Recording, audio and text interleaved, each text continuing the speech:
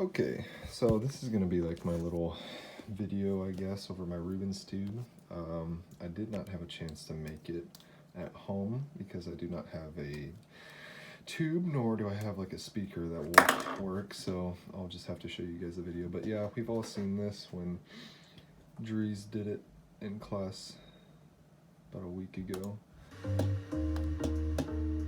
The fifth experiment in the Cymatics music video is the Rubens tube. So the Rubens tube is my personal favorite experiment. Okay, just tell us how it works. Okay, so we've got our propane. It looks like a graphic equalizer, just made out of fire, which is really visually exciting. It looks like a Gothic organ or something like that. So a lot of the testing with the Rubens tube. So some of the notes that I took over this is that obviously one, it was named after a German, and his name was Heinrich Rubens, which is obviously why it's called the Rubens tube. Obviously when the speaker kicks into gear, it changes.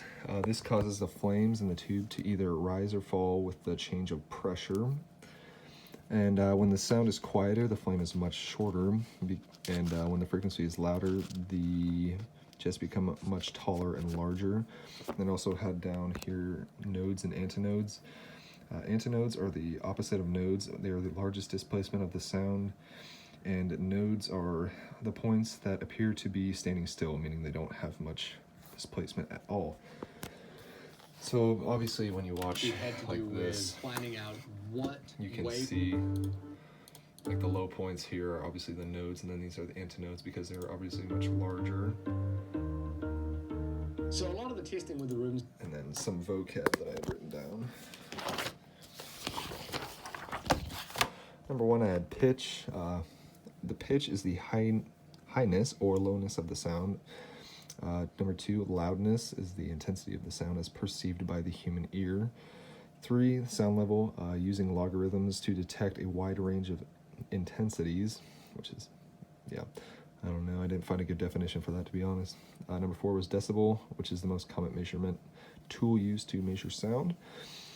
Five is the Doppler effect, and that is the change in frequency of the sound caused by either the movement of the sound source or the detector.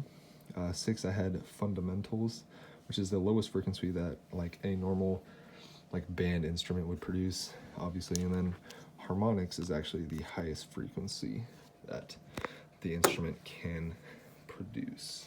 I guess we'll just watch a little bit of this video too. This tube had to do with finding out what waveforms form the most pleasant looking standing waves. And then so obviously this is like a really good example of the antinodes here. Right. Or do I have that backwards?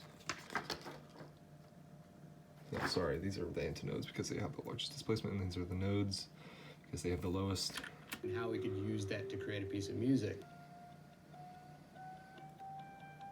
To complicate things, I wanted to shoot in slow motion, which means... So obviously when the frequency is a lot higher, it bounces around inside this tube much more, and then it raises the level of the fire a lot more. So obviously it's kind of sad that I didn't have the tools to create this thing, but you gotta do what you gotta do, I guess.